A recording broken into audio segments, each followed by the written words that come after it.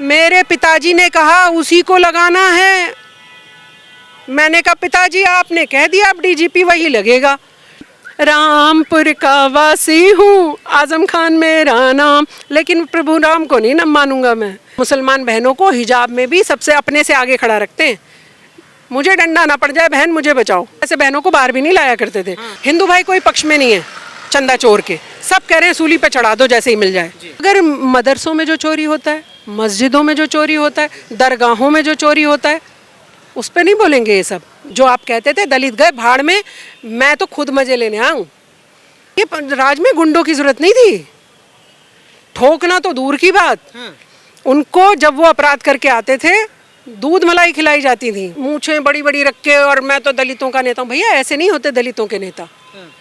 एक दलित पे जिस पे राजनीति करनी है उसके घर जाओगे, इतने सारे दलित जहाँ कहीं कोई दुखी है, पीड़ित है, मैं अपराध छोड़ दो कि उनके साथ कोई अपराध हुआ, गरीब कितना है, उन्हें अपलिफ्ट करना क्या आपका मेरा काम है?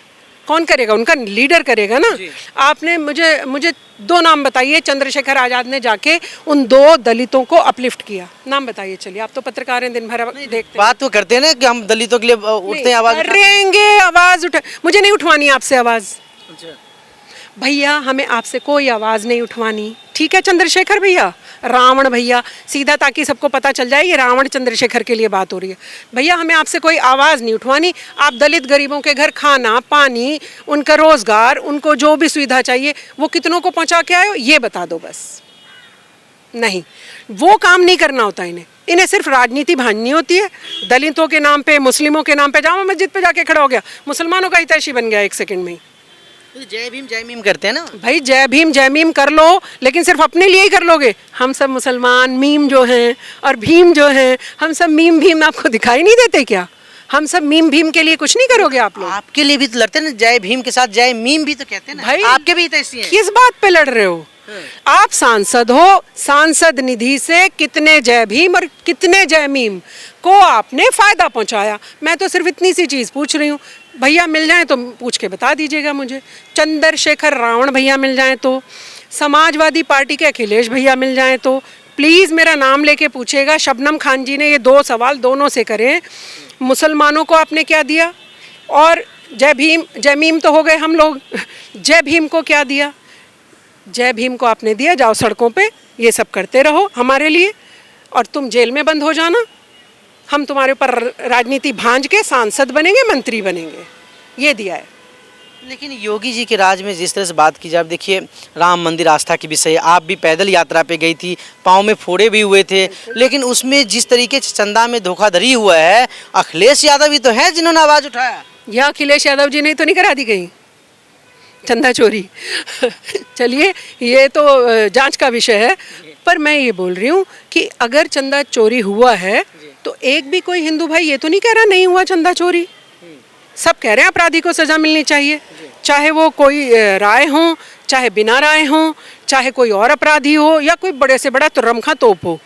हर एक हिंदू के मुंह से आपने एक ही बात सुनी होगी, इंक्लूडिंग मी, मैं भी यही बोल रही हूँ। भाई कोई भी एक हिंदू आके खड़ा नहीं हो रहा कि नहीं भाई, एक पिंकी चौधरी की जो बात थी वो तो कह रहे हैं कि भाई हिंदू ने चोरी की, हिंदू के घर चोरी की, कोई बात नहीं। पर पिंकी चौधरी को भी मैं बोल रही हूँ, अगर कोई हिंदू की तो क्या आप कहोगे? पिंकी चौधरी जी ये कह रहे थे, उन्होंने बाइट हमें भी दी थी, उनका कहने का मतलब था कि ये वही लोग ज़्यादा हल्ला करे जो 1 रुपये चंदा ना दिया, जो लोग कह रहे थे मंदिर नहीं बननी चाहिए, वो लोग हल्ला कर रहे हैं। पिंकी चौधरी भाई के साथ मैं यहाँ सहमत नहीं हूँ। अगर कोई जो चंदा दे वो भी उतना ही हकदार है राम मंदिर का, जिसने चंदा नहीं दिया वो भी उतना हकदार है। हाँ, और जो मुसलमान चिढ़ रहा हो उसके भी भगवान राम है, जो मुसलमान पैदल यात्रा कर रहा हो उसके भी प्रभु राम है। मैं ये नहीं बोल रही हूँ, मैं ये बोल रही हूँ कि उन्होंने कोर्ट गलत किया, उनको कहना चाहिए, हर एक को कहना चाहिए। जैसे हिंदू भाई कोई पक्ष में नहीं है चंदा चोर के, सब कह रहे हैं सूली पे चढ़ा दो जैसे ही मिल जाए, और गहन जांच करो, कोई नहीं कह रहा। अगर मदरसों में जो चोरी होता है, मस्जिदों में जो चोरी होता है, दरगाहों में जो चोरी होता है, उस पर नहीं बोलेंगे ये सब। ये जो उछल उछल के आ रहे हैं, राम मंदिर याद आ गया, अब वैसे राम जी याद नहीं आएंगे, काल्पनिक है ना, याद कैसे आएंगे? लेकिन चंदा असली था, राम जी काल्पनिक, चंदा असली। तो सुंदरकांड की पाठ कर रहे हैं, केजरीवाल जी के भी सुंदरकांड की पाठ कर रहे हैं, आप परिवार आप सब लोग पूछते रहते हैं ना, क्या दिया आप लोगों ने, क्या किया मोदी जी ने। ये किया मोदी जी ने, और ये दिया हमने कि मुसलमान बहनों को हिजाब में भी सबसे अपने से आगे खड़ा रखते हैं। मुझे डंडा ना पड़ जाए, बहन मुझे बचाओ। आप समझ रहे हैं, इतने समझदार हैं मुसलमान, बहनों को आगे करते हैं। वैसे बहनों को बाहर भी नहीं लाया करते थे, हमने इतना तो बदलाव लाए हैं कि सारी बहनों को बाहर ला ला के बिठाते हैं प्रदर्शन में, डिबेट्स में आती हैं बहनें हिजाब लगा लगा के। एक हिजाब वाली बहन तो ये बोल रही थी, मैं तो जीन्स टी शर्ट पहनती थी लेकिन टीवी का फ़ायदा देख के मैंने हिजाब लगा लिया। ये तो मैं ऑफलाइन कह रही थी, ऑफलाइन मेरे सामने कह रही थी। अच्छा। हाँ, नाम नहीं ले रही हूँ उनका, वो खुद समझ जाएंगी अगर सुनेंगी तो। गेस्ट रूम में कह रही थी, मैं तो जीन्स टी शर्ट पहनती थी लेकिन देखा टीवी में तो हिजाब लगा के है ना मेरे नंबर बनेंगे, मैं हिजाब लगाने लगी। हालांकि उनसे इस्लाम के पॉडकास्ट में एक दो कुछ पूछ लिए सवाल, उनकी टाइम फिस हो गई। अच्छा। हाँ, तो ये भी चल रहा है। सब तरीके के लोग हैं, लेकिन ये भारत है, सब तरीके के लोगों को एक्सेप्ट करता है। अखिलेश यादव जी एक और आरोप लगा रहे हैं कि अगर योगी जी जीत के आगे तब चुनाव ही नहीं होगा, क्यों? खत्म कर देंगे सब। ये सब देश छोड़ के भाग जाएंगे क्या? मतलब ये आगे भविष्य में भारत में नहीं रहने वाले? मतलब भारत में रह के राजनीति खत्म कर लेंगे अपनी ये लोग? लोकतंत्र खत्म कर देंगे योगी जी? नहीं, योगी जी नहीं, मैं अखिलेश भैया से पूछ रही हूँ। आप बोरिया बिस्तर पैक करके डिम्पल भाभी को लेके अपने बच्चों के हाथ पकड़ के, वो नहीं फोटो आती दो बच्चों के हाथ पकड़ के, आप चले जाओगे विदेश क्या? अरे भाई, भारत में रहोगे, पहले आने तो दो समय।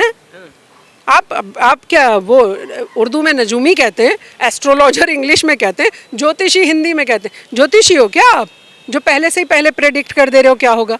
आने दो, योगी जी ही जीतेंगे, आप यहीं भारत में रहोगे, आप इसी तरह से रथ, साइकिल और भैंस, बुग्गी सब ले लेके चलते रहोगे, जीत नहीं पाओगे।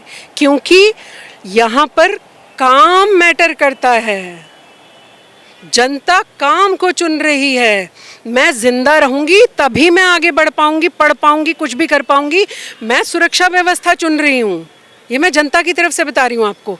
मैं सुरक्षा व्यवस्था चुन रहा हूँ, मैं सुरक्षित हूँ योगी जी के राज में। वरना आपके तो नेता ही काफ़ी हैं मेरा करने के लिए, मेरी ज़मीनों पे कब्जा करने के लिए। समाजवादी पार्टी के गुंडों को भूल गए लगते हैं, याद कर लीजिए थोड़ा। गुंडों की बात कर रही थी, यही तो कह रहे कि बदले की राजनीति करते। आजम खान जी ने इतने मेहनत से यूनिवर्सिटी बनाए, उसे योगी जी तुड़वा रहे हैं।